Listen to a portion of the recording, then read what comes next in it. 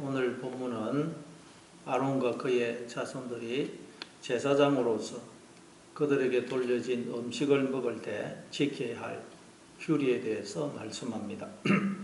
오늘 본문을 보면 성물이라는 말이 자주 나오는데, 성물이란 하나님께 드려진 예물 가운데 제사장들의 몫으로 돌려진 예물을 가리킵니다.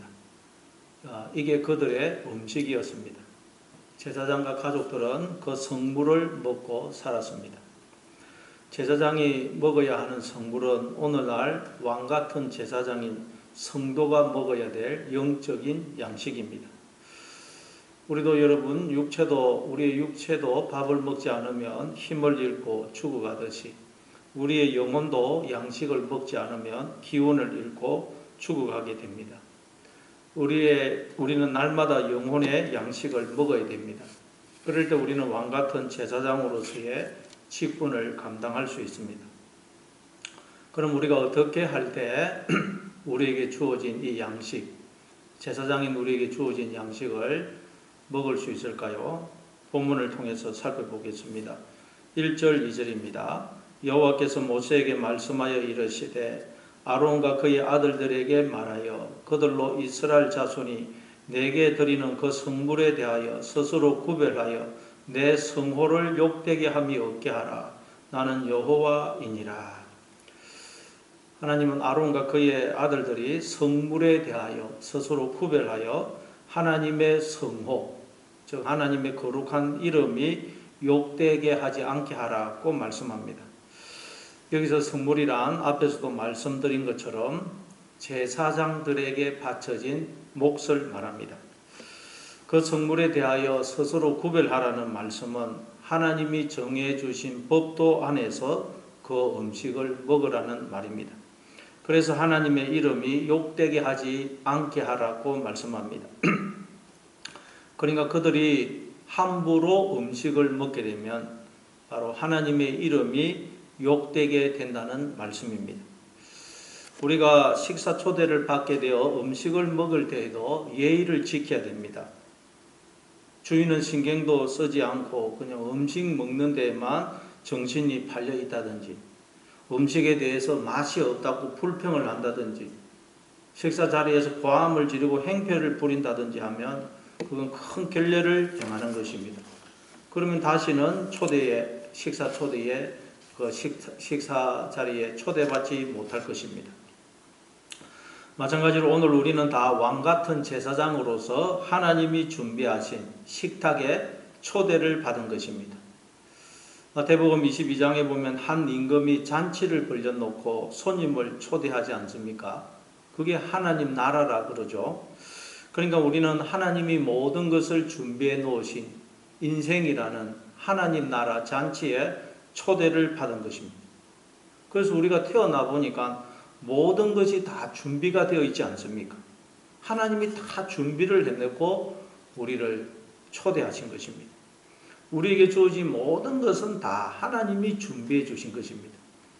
그래서 고린도전서 4장 7절에 보면 내게 있는 것 중에 받지 아니한 것이 무엇이냐? 내가 받았은 적 어찌하여 받지 아니한 것 같이 자랑하느냐? 그렇게 말씀합니다. 우리에게 주어진 모든 것은 하나님이 주신 것으로 하나님이 우리를 위하여 예비하신 것입니다. 내 생명, 육체, 지혜, 재능, 은사, 건강, 부모님, 배우자, 자녀, 형제, 직업, 교회, 물질, 이 세상의 모든 것이 다 하나님이 나를 위해서 준비한 음식입니다. 떡이에요. 우리는 하나님의 식탁에 초대를 받은 것입니다. 그렇기 때문에 우리는 먹든지 마시든지 무엇을 하든지 언제나 이 모든 것을 주신 주인이신 하나님께 시선을 두어야 되고 하나님이 베풀어 주신 그 은혜에 감사해야 됩니다. 하나님보다 하나님 주신 것들에 더 마음을 빼앗기고 그걸 더 사랑한다든지 하나님이 주신 것이 마음에 들지 않는다고 맛이 없다고 불평 원망한다든지 그리고 하나님이 주신 것이 마치 내 것이냐 자랑한다든지 하면 하나님의 식탁에서 쫓겨나는 것입니다. 그러면 음식을 먹을 수 없어요. 오늘 본문에서는 그러면 하나님의 성호를 욕되게 하는 것이라고 말씀합니다. 하나님의 성호, 즉 하나님의 이름에 대해서는 전에도 말씀드린 적이 있는데 하나님이 우리의 이름이 되시고 우리가 또한 하나님께 이름이 된다고 말씀했습니다. 예를 들어서 부모가 아이를 낳게 되면 그때부터 부모는 아이에게 이름이 되어줍니다. 아이는 태어나자마자 부모를 이름으로 얻어서 누구의 자녀, 누구의 아들, 누구의 딸로 불리게 됩니다. 뿐만 아니라 아이도 부모에게 이름이 되어줘요. 그래서 부모는 아이를 이름으로 얻어서 누구의 엄마, 누구의 아빠로 불리게 되는 것입니다. 하나님과 우리의 관계도 마찬가지입니다. 하나님의 당신의 피, 영, 생명을 부어 우리를 지어 우리가 존재하게 될 때부터 하나님이 당신을 우리에게 이름으로 주신 것입니다. 우리는 하나님을 이름으로 얻어서 하나님의 자녀, 하나님의 백성, 하나님의 신부, 하나님의 몸, 하나님의 양으로 불리게 됩니다. 그리고 또한 우리도 하나님에게 이름이 드리게 됩니다. 하나님은 우리를 이름으로 얻어서 누구의 아버지, 누구의 하나님, 누구의 남편 이렇게 불리게 됩니다. 그래서 성경에 보니까 하나님이 나는 너 하나님이라, 너는 내 자녀라 그러시는 것입니다. 따라서 하나님의 이름이란 바로 하나님의 자녀인 우리를 가리킵니다. 그러니까 하나님의 식탁에 초대받은 우리가 예의를 지키지 않으면, 하나님의 자녀로서의 예의를 지키지 않으면 우리 때문에 하나님이 바로 욕을 들으시게 된다는 것. 하나님의 영광이 가려질 뿐만 아니라 하나님을 이름으로 얻은 우리도 부끄럽고 수치스러운 존재가 된다는 말씀입니다. 그렇지 않습니까? 아들이 술 먹고 마약하고 양아치 짓을 하면 그건 부모에게도 수치스러운 일이고 또 본인도 수치스러운 존재가 되는 것입니다. 하나님과 우리의 관계도 마찬가지입니다. 왜냐하면 하나님은 우리의 아버지가 되시고 우리는 하나님의 자녀이기 때문입니다. 또 3절입니다. 그들에게 이르라 누구든지 내 자손 중에 대대로 그의 몸이 부정하면서도 이스라엘 자손이 구별하여 여호와께 드리는 성물에 가까이 하는 자는 내 앞에서 끊어지리라. 아론의 자손 중에 몸이 부정하면서도 성물에 가까이 하는 자는 하나님 앞에서 끊어질 것이라고 말씀합니다.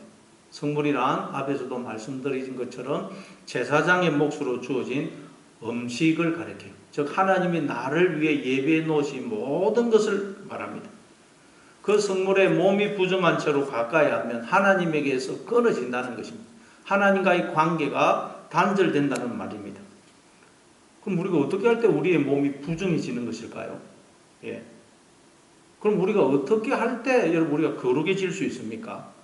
우리가 거룩해질 수 있는 방법은 오직 하나, 거룩하신 하나님과 바른 관계를 맺을 때입니다. 거룩하신 하나님을 내 마음의 주인으로 머리로 모시고 그분의 뜻과 다스림과 생각에 순종할 때 그때 비로소 우리는 거룩해지는 것입니다. 따라서 우리의 마음속에 거룩하신 하나님이 계시지 않으면 우리의 몸은, 우리의 존재는 부정해지는 것입니다. 그럼 내 마음속에 하나님이 계시는지 그렇지 않은지 어떻게 알 수가 있습니까? 그래서 예수님이 마태복음 7장에서 그 열매로 그 나무를 알지니 그렇게 말씀하신 것입니다. 열매를 보고 그 나무를 알 수 있습니다. 바로 내 마음속에서 이루어지는 생각, 내 입에서 나오는 말, 나의 행동, 좀 내가 다른 사람을 대하는 나의 태도, 어떤 일, 사건, 환경에 대처하는 나의 자세를 보면 내 속에 하나님이 계시는지 그렇지 않은지를 알 수가 있다는 것입니다. 하나님의 자녀로서 해서는 안 될 생각, 안 될 말, 행동을 하고 있다. 그러면 하나님이 내 속에 안 계신 것으로 나는 부정한 자인 것입니다. 그러면 그건 지금 대제사장으로서 하나님이 주신 음식을, 생명의 양식을 먹지 못하고 있다는 거예요. 생명의 양식을 먹지 못하면 영혼이 굶어서 죽어가고 있는 것입니다. 그러니 빨리 돌이켜야 됩니다. 그리고 이제 4절 이하에서는 몸이 부정해지는 구체적인 경우를 말씀합니다. 우리가 어떤 경우에 우리가 부정해지는 것일까요? 4절부터 7절입니다. 아론의 자손 중 나병 환자나 유출병자는 그가 정결하기 전에는 그 성물을 먹지 말 것이요 시체의 부정에 접촉된 자나 설정한 자나 무릇 사람을 부정하게 하는 벌레에 접촉된 모든 사람과 무슨 부정이든지 사람을 더럽힐 만한 것에게 접촉된 자 또 이런 것에 접촉된 자는 저녁까지 부정하니 그의 몸을 물로 씻지 아니하면 그 성물을 먹지 못할지며 해질 때야 정하리니 그 후에야 그 성물을 먹을 것이니라. 이는 자기의 음식이 됨이니라. 여기 보니까 나병 환자나 유출병 환자는 정결해지기 전에는 성물을 먹지 못한다고 말씀합니다. 나병 환자나 유출병 환자는 어떻게 해야 정결해질 수가 있습니까? 고침을 받아야만 정결해질 수 있습니다. 다른 방법으로는 절대로 정결해질 수가 없습니다. 마찬가지로 재라는 나병과 유출병에 걸린 우리가 어떻게 하면 정결해질 수가 있습니까? 물과 말씀으로, 물과 성령으로 우리가 거듭나야 됩니다. 물과 성령으로 거듭나지 않으면 이거 하나님 나라를 볼 수도 없고 들어갈 수도 없을 것이라고 말씀하죠. 즉 예수님을 믿어 새롭게 거듭나야 됩니다. 고린도후서 5장 17절입니다. 그런즉 누구든지 그리스도 안에 있으면 새로운 피조물이라. 이전 것은 지나갔으니 보라 새 것이 되었도다. 부정한 우리, 죄인인 우리가 정결해질 수 있는 방법은 오직 하나, 그리스도 안에 거하는 것입니다. 다른 것으로는 불가능합니다.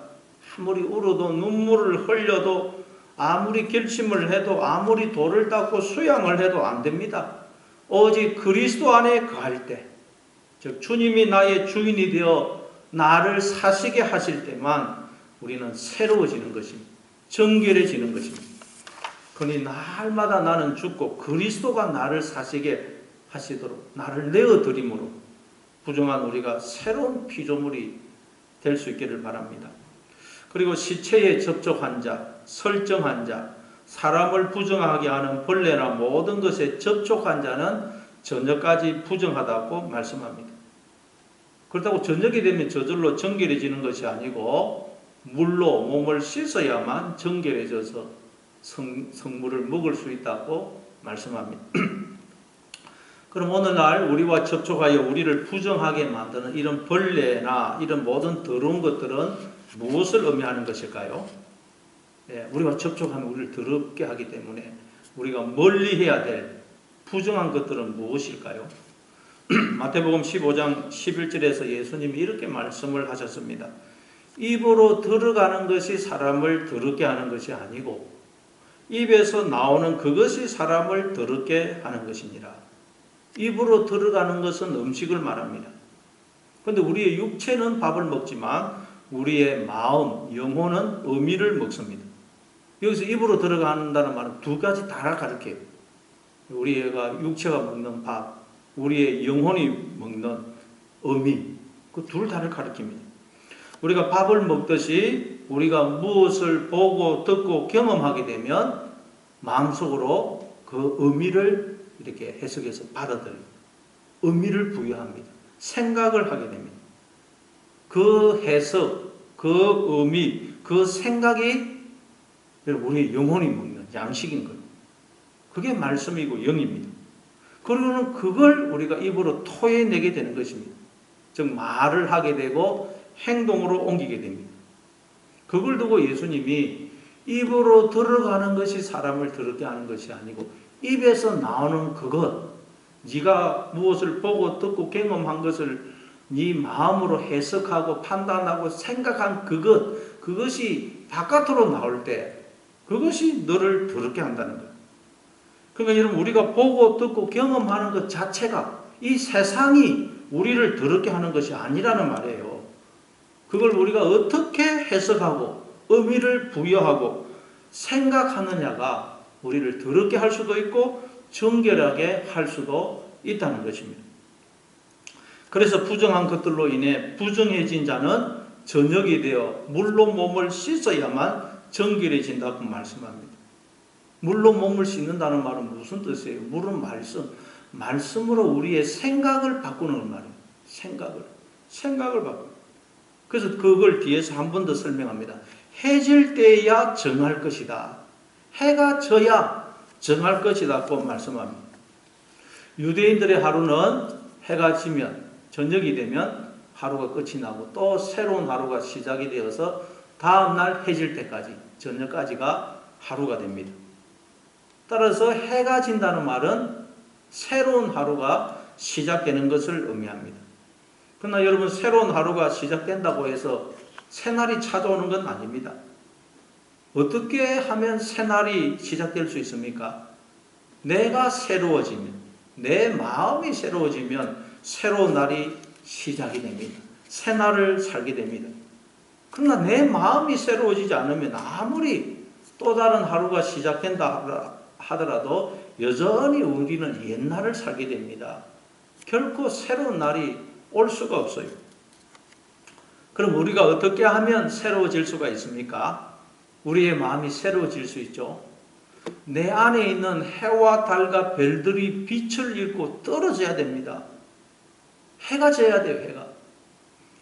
그래서 마태복음 24장에 보면 예수님이 종말의 현상을 말씀하시면서 해가 어두워지며 달이 빛을 내지 아니하며 별들이 하늘에서 떨어지며 하늘의 권능들이 흔들리리라. 여기서 해와 달과 별과 권능들이란 내가 나의 주인이 머리가 되어서 하게 되는 생각, 해석, 판단, 가치관, 세계관을 말해요. 그게 무너져야 됩니다. 하나님이 내 안에 새로운 빛으로 임하셔야 돼요. 즉 하나님의 생각, 하나님의 해석, 하나님의 판단, 하나님의 뜻을 받아들여야 돼요. 내 빛은 무너지고 하나님의 빛이 임해야 돼요. 그럴 때 우리는 새로운 피조물이 되어 즉 정결해져서 새날을 살게 됩니다. 새날. 하나님이 빛이신 새날을 살게 됩니다. 여러분은 여러분이 처한 환경, 여건을 어떻게 해석하고 받아들이고 있습니까? 여러분이 만나는 사건, 일, 사람을 어떤 시각으로 보고 어떻게 이해하고 있습니까? 나의 좁은 생각으로, 나의 빛으로 판단해서 두려워하고 절망하고 낙심하고 후회하고 누구를 미워하고 있지는 않습니까? 바로 나의 생각과 나의 해석과 나의 판단이 나를 더럽게 한다는 거예요. 그걸 두고 예수님이 입으로 들어가는 게 사람을 더럽게 하는 게 아니고 입에서 나오는 것이 사람을 더럽게 한다. 그러시는 것입니다. 따라서 우리는 날마다 말씀으로 나의 생각을 바꿔야 됩니다. 생각을 바꿔야 돼요. 내 빛을 버리고 하나님의 빛, 하나님의 기준, 하나님의 시각으로 모든 것을 해석하고 이해하고 받아들여야 돼요. 그래서 어떤 환경에 처하든지 어떤 일을 만나든지 다 하나님이 나를 깨우치시려고 나에게 좋은 것을 주시려고 복을 주시려고 이 모든 것을 허락하셨다. 그렇게 해석을 하고 하나님의 빛, 하나님의 시각으로 해석을 하고 감사함으로 받아들여야 됩니다. 즉 우리는 항상 기뻐하고 범사에 감사해야 됩니다. 그럴 때 우리가 정결해지는 것입니다.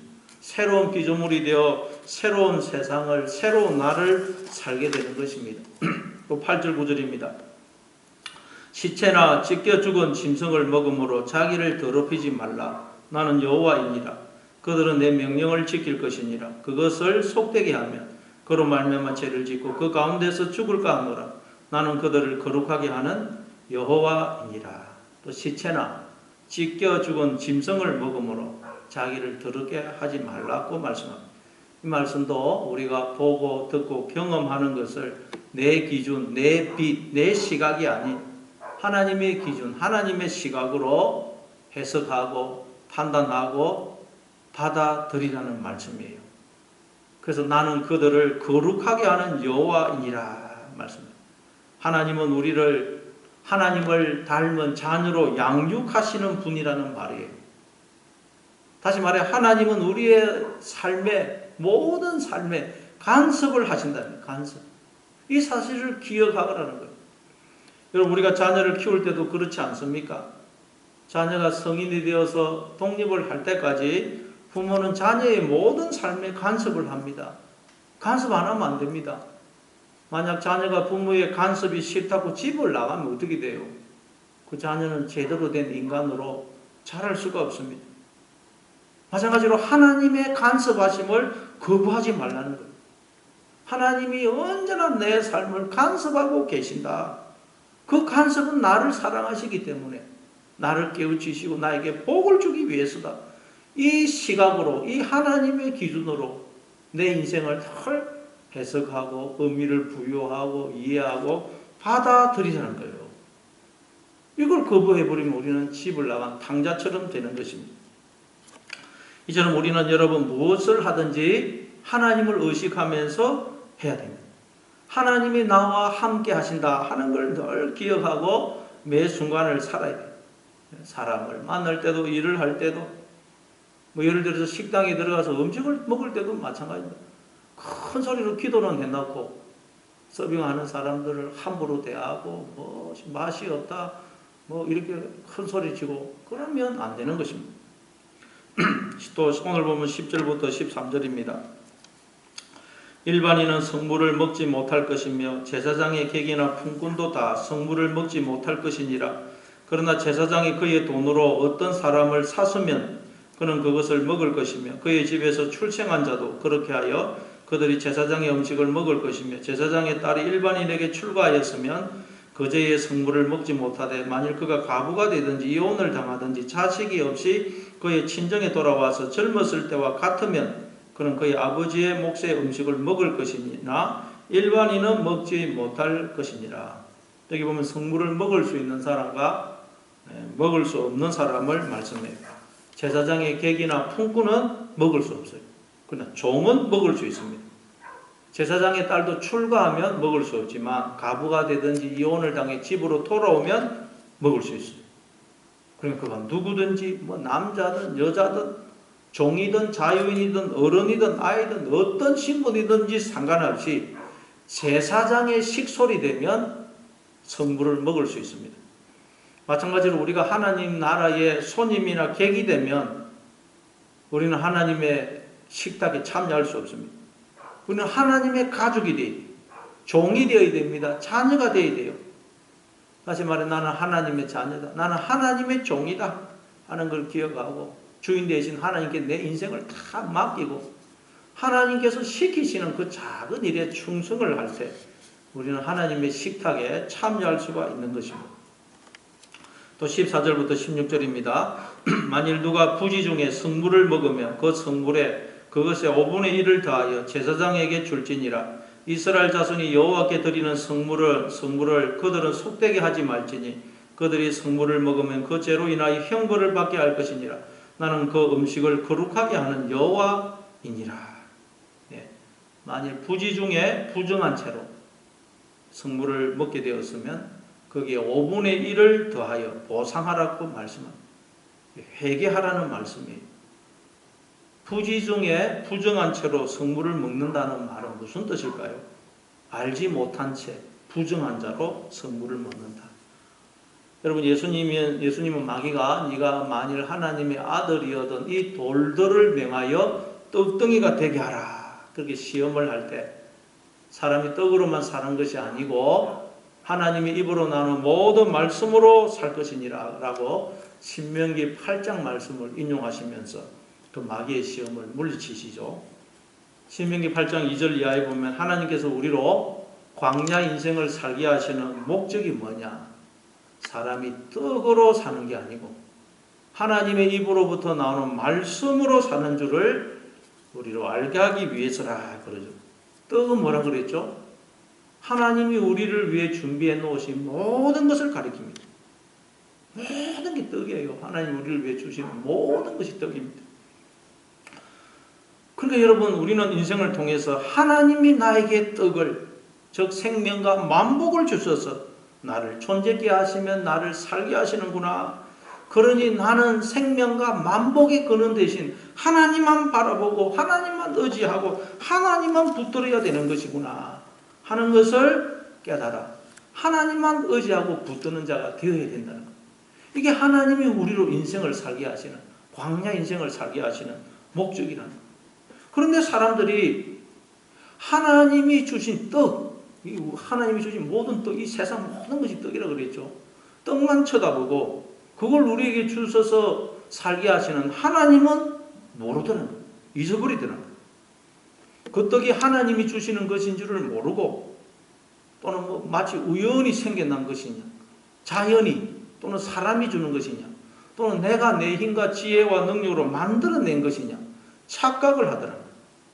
그래서 떡을 주시는 하나님이 아닌 떡만 바라보고 그 떡만 붙들고 의지하고 추구하더라고요.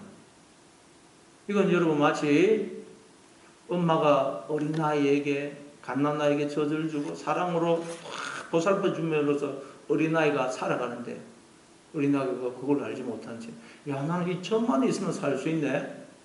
그러면서 엄마는 내팽개치고 젖만 붙든다. 젖만 바라본다. 그러면 살 수가 있겠어요? 못 삽니다. 어린아이는 젖을 주시고 자기를 사랑으로 보살펴 주시는 엄마만 붙들어야 돼요. 엄마. 그러면 산다는 것입니다. 마찬가지로 우리는 하나님이 주시는 떡을 붙들면 안 되고 우리에게 떡을 주셔서 살게 하시는 하나님을 붙들고 의지해야 된다는 거예요. 그게 하나님이 우리로 광야 인생을 살게 하시는 목적이라는 것입니다. 따라서 우리는 내가 처한 환경과 여건이 어떠하든 생명과 만복의 근원이신 하나님만 바라보고 의지하고 하나님께만 시선을 둬야 됩니다. 그렇지 않으면 부정한 채로 음식을 먹게 되는 거예요. 다시 말해 우리는 하나님으로 인해 항상 기뻐하고 범사에 감사해야 됩니다. 또한 하나님이 나에게 주신 것만 먹으려고 해야지 남의 것을 빼앗을 먹으려고 하면 안 된다는 거예요. 남과 비교해서 우쭐해하거나 부러워하거나 열등감을 가져서도 안 됩니다. 왜냐하면 내 은혜가 내게 족하기 때문에.